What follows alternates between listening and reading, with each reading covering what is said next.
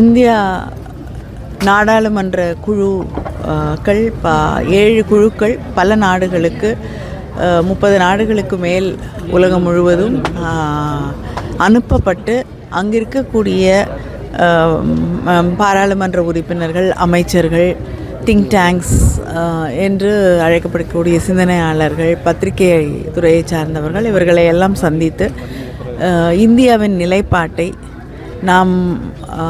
நமக்கு ஏற்பட்டிருக்கக்கூடிய பாதிப்பை, பாகிஸ்தானிலிருந்து தொடர்ந்து தீவிரவாத தாக்குதலுக்கு ஆளாக்கப்பட்டு பாதிக்கப்படக்கூடிய இந்திய நாட்டின் மக்களுடைய நிலை, இதையெல்லாம் எடுத்து கூறுவதற்காக அனுப்பப்பட்டிருந்தோம்.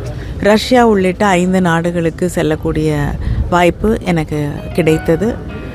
அங்கே இருக்கக்கூடியவர்களை சந்திக்கும் பொழுதே ஒரு எதிர்க்கட்சியில் இருக்கக்கூடிய ஒரு உறுப்பினர், தொடர்ந்து அரசை விமர்சனம் செய்யக்கூடிய ஒரு எதிர்க்கட்சியில் இருக்கக்கூடிய உறுப்பினர்கள் அடங்கிய, அதுவும் ஒரு உறுப்பினர் தலைமையில் இருக்கக்கூடிய ஒரு குழு, பெரும்பாலும் எதிர்க்கட்சி உறுப்பினர்கள் இருக்கக்கூடிய ஒரு குழு, தங்கள் நாட்டிற்கு இந்திய நாட்டின் நிலைப்பாட்டை பற்றி எடுத்துச் சொல்வதற்கு வந்திருக்கக்கூடிய சூழலை பார்க்கும் பொழுதே அவர்கள் நம்முடைய நிலைப்பாட்டை உணர்ந்து கொள்ளக்கூடிய ஒரு குழுவாக அந்த குழு அமைந்திருந்தது. பல இடங்களிலே அவர்களுக்கு இருக்கக்கூடிய சில சந்தேகங்கள், அவற்றை தீர்த்து வைப்பதற்கும், அதே நேரத்தில் இந்தியாவிற்கும் அவர்களுக்கும் இருக்கக்கூடிய உறவை மேம்படுத்தக்கூடிய வாய்ப்பாகவும் இந்த நாடாளுமன்ற குழுக்கள் அனுப்பப்பட்டதும் அந்த வாய்ப்பும் பயன்படுத்தி கொள்ளப்பட்டது. இப்போ தொடர்ந்து இன்னும் வேர்ல்டு வார் வர அளவுக்கு வந்து ஈரான் இஸ்ரேல் இதனால் நடந்துட்டு இந்த நிலமை நம்மளுக்கு இது எப்படி இருக்கும்? என்னங்க? இல்லை, இப்போ வந்து வேர்ல்டு வார் வரக்கூடிய அளவுக்கு சூழ்நிலைகள்லாம் இல்லைங்க, பல நாடுகளுக்கிடையே இன்று உலகம் முழுவதுமே பல பிரச்சனைகளை, போருக்கான ஒரு நிலவரங்களை நாம் பார்த்து கொண்டிருக்கிறோம். நிச்சயமாக இது வந்து இன்னும் அதிகமாகாமல் உலக நாடுகள் தலையிட்டு இதை தீர்க்க வேண்டும், சரி செய்ய வேண்டும்.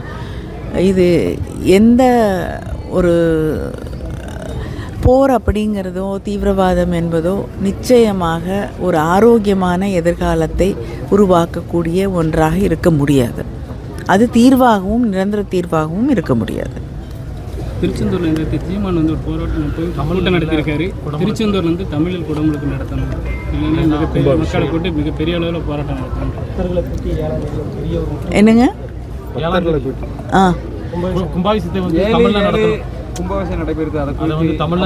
இல்லை, எனக்கு தெரிஞ்சு கும்பாபிஷேகம் நடைபெறுகிறது அப்படின்றது எனக்கு தெரியும். அது எப்படி நடத்தப்படுவது அப்படிங்கிறது வந்து அறநிலையத்துறையும் அங்கு கோயிலுக்கு வரக்கூடிய பக்தர்களும் முடிவு செய்ய வேண்டும். அரசியல்வாதிகள் வந்து அதை முடிவு செய்யும். தமிழில் நடத்துங்கிறது எங்களுடைய உரிமை, அது எல்லா உரிமையும் போராடி தான் பெறணுமா அப்படிங்கிறது அவருடைய கேள்வியாக.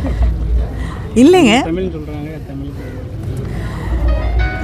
தமிழில் நடத்தக்கூடாது அப்படிங்கிறது யாருடைய கருத்தும் இருக்க முடியாது. தமிழ், அதுவும் வந்து முருகன் என்று சொல்லக்கூடிய சூழலிலே அது வந்து தமிழ் கடவுள் என்று கொண்டாடப்படக்கூடிய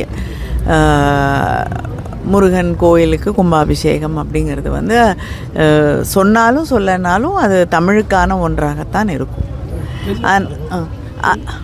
தென் மாவட்டங்களில் திமுக இப்போ வலுவு பெற்று இருக்கு. இந்த இடத்துல முருகர் மாநாடு பிஜேபியிலேருந்து ஒரு மதுரையில் நடத்துகிறாங்க. அதை பற்றி நீங்கள் என்ன? இல்லைங்க, யார் வந்து வலிமையாக இல்லாமல் இருக்கிறார்களோ அவர்கள் மதத்தை பயன்படுத்தி வந்து ஏதாவது ஒரு இடத்தை கண்டுபிடித்து விட முடியுமா என்று தொடர்ந்து தேடிக்கொண்டிருப்பார்கள். அது நிறைய பேர் பண்ணுற சூழலை நம்ம பார்த்துக்கிட்டு இருக்கோம். அடையாளங்களை காண்பதற்காக அவங்க வந்து கோயில்களை பயன்படுத்தி கொள்கிறார்கள், மதத்தை பயன்படுத்தி கொள்கிறார்கள். பிளே ஸ்டோர் மற்றும் ஆப் ஸ்டோரில் இருந்து பாலிமர் செயலியை QR கோடு மூலம் பதிவிறக்கம் செய்யுங்கள். செய்திகளை உடனுக்குடன் பெறுங்கள்.